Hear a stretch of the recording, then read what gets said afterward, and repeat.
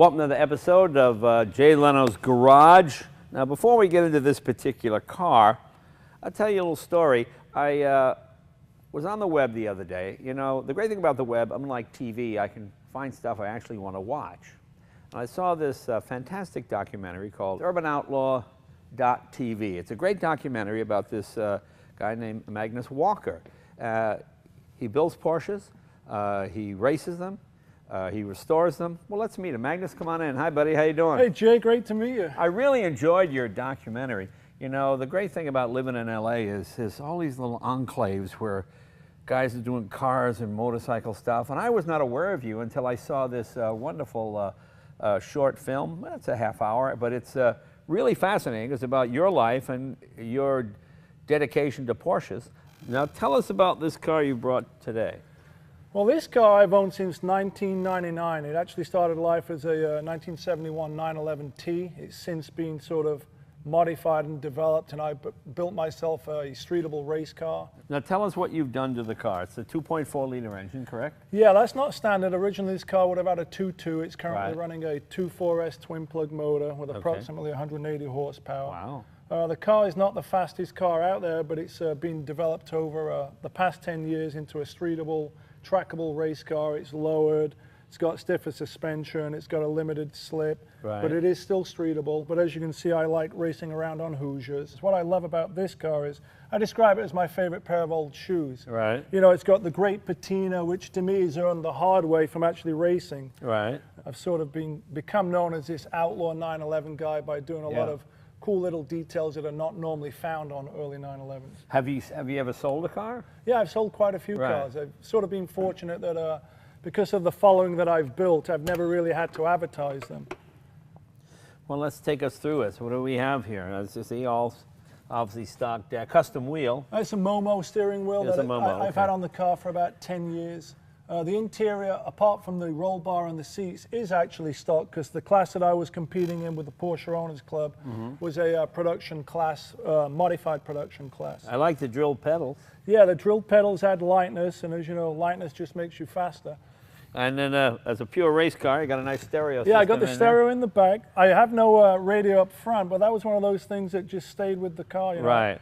I never fully stripped it out, but I've driven this car to Laguna Seca and back numerous times. Done a lot of track days at Willow Springs. Well, let's open up the engine and take a look, see what we got here. Unlike the cars that I'm restoring, this car, as I say, I was always one of those guys that would say dirt does not slow you down. You know? So it was, nothing's really polished on it, but it's functional. It's like a streetable race car. When you see factory race cars, all the iconic cars, a lot of them, you know, they're not over-restored cars. This is the same type of thing. It's currently running, as you can see, a twin plug on a 2.4S. These early cars are getting quite expensive now, aren't they? Yeah, the early cars are. These are the cars that you could pick up inexpensively a dozen years ago, but I think with the upcoming 50th anniversary of the 911, there's a whole lot of speculative people getting into the early 911 mark, and prices have doubled, if not tripled, in the past 18 months. What's the earliest 911 you have?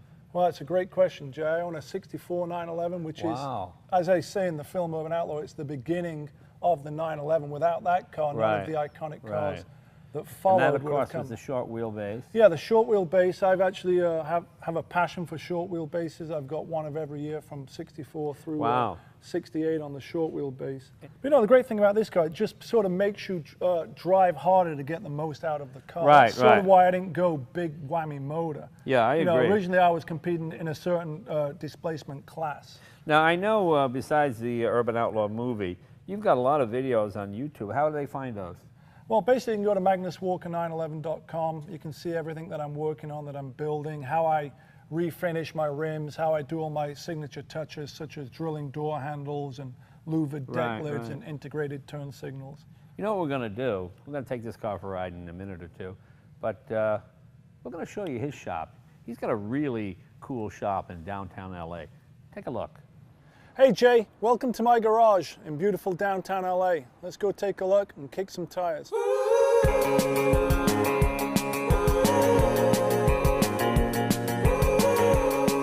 So let's go check it out. We'll see what all the fuss is about behind this door. Welcome.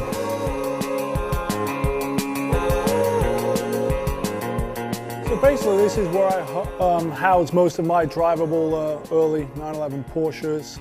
Here I'll be able to show you sort of what separates my cars from a lot of the other early 911 builds that are out there currently. One of the many great things I love about Porsches is the whole hunt and thrill of the chase of the car. It always starts online. Then I acquire the car. This one happens to be a very early 65 911 that I've had for a few years. I've yet to start restoring it. So basically I will start with a car like this. If you come over here, the car that's on the dolly is a short wheelbase 67S. This is sort of a great example of a car that's almost ready to go to paint and body, as opposed to this one, which is a car that's come back from paint and body. This is my 72 911 STR that is in the final stages of restoration. A couple of the cool touches that I'm being known for are the integrated front turn signals that are grafted in right here at the front. So I'm sort of building these streetable race cars with all these cool whammy race touches, the center hood filler gas tank.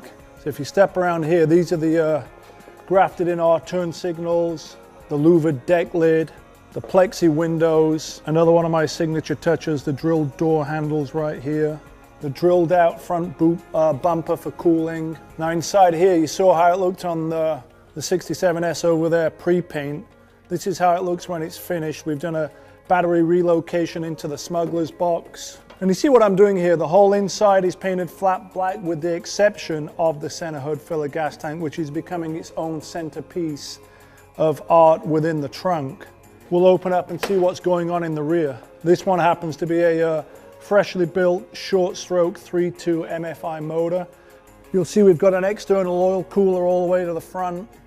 We've got early turbo brakes, all fully redone. We've got 80mm studs, vented disc brakes. If you come around here, you see we've got the fully adjustable RSR sway bars right here with the drop links. Everything's powder coated, CAD plated. Same type of thing going on here at the back. Everything's fully adjustable, all new components. And so basically we're building a streetable hot rod race car. You know, from 69 onwards, the mirror is glued onto the windshield. I really prefer this early backdated retro touch right here. So it's subtle, doesn't jump out. This is a rim that's not really found on early 911s. Most people tend to really favor the Fuchs. Ironically, I've been refinishing all my own Fuchs right here. This is my own finish. Sort of an RSR finish, but with a polished lip.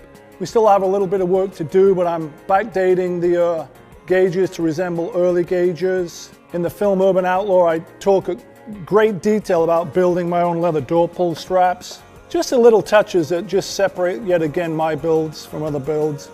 These two cars are only separated by 1 year, but in a sense, this is like a monster version of my streetable race car. So thanks for coming on down and allowing me to show you some of the cool details that I'm putting into my Outlaw early 911 builds.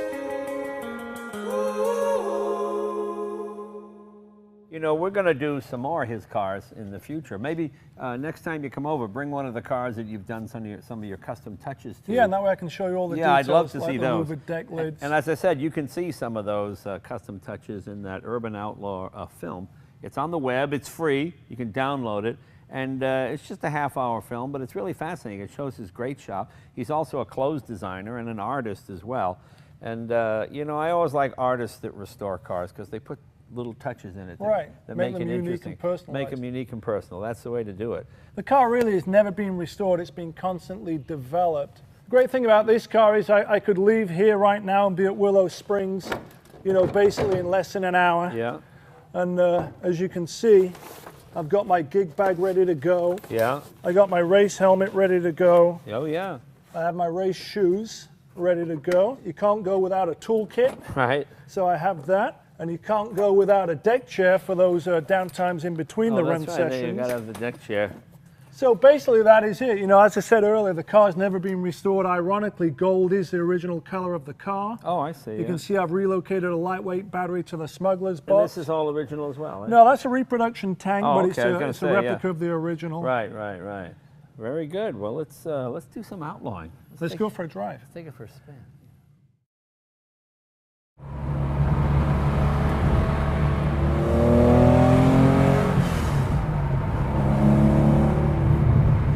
It's funny, old cars are always so much more fun to drive to me than modern cars. Because modern cars, although they do everything really well, there's a disconnect. You know, this car feels very direct. There's no power steering. Obviously, there's a booster on the brake, but I mean, everything is related to input in, input out. Right. You know, the driver's controlling where the car goes. You really control where the car goes, and it has more than adequate power. It's not crazy power where you put your foot in, you're sliding. I mean, to me, the cars that are most fun, like my 356 twin cam, is you can use all the power all the time. Right. Just keep your foot in it and hear it rev. It's really a lot of fun, and this is a classic example of that. That's what this car's all about. You got to work hard to get the most out of it, but it's a rewarding experience.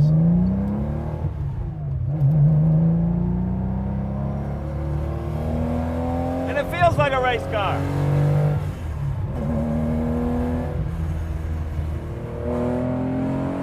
What a sound! That's what it's all about.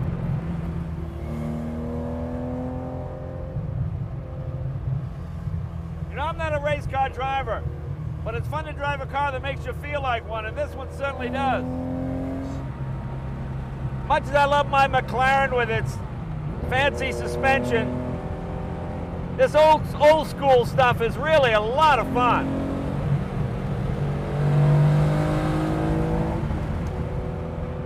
It's really fun to use a proper gearbox.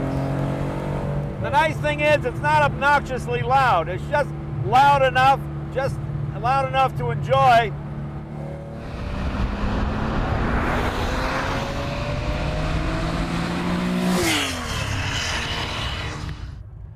You know, this car is nicely balanced.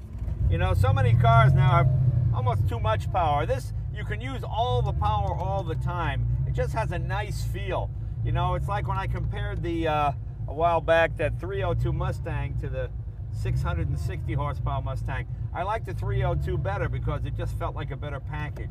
And 180 horsepower in a car this light, it's really all the power you need. Let's take it up on the freeway and let's see if we can at least get it in fourth gear. Yeah, let's. Yeah. Fourth sounds good, maybe even fifth. That'd be great.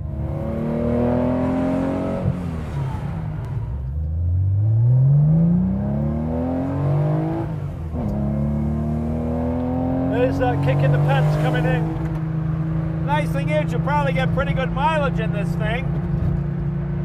You know, it's funny, Jay. Gas mileage is one of those things I never really worry about in a Porsche. Yeah. It's you know, it's miles per hour or miles per gallon. That's what I go on, not miles per gallon.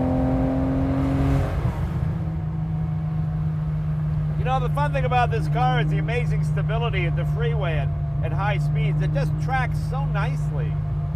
I mean, these Hoosier tires are probably a little dicey in the rain, aren't they? Yeah, they're no fun in the rain, but on a dry road like this, my favorite word is, who's your daddy? Yeah, who's your daddy? That's right. All right.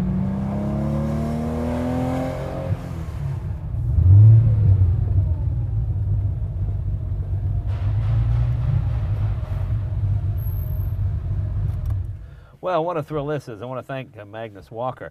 And listen, we're going to, once again, go watch his film, Urban Outlaw. It's really exciting, and you get a chance to see his shop, and you saw his shop here today with us as well. But you saw some of the cars he had down in his shop.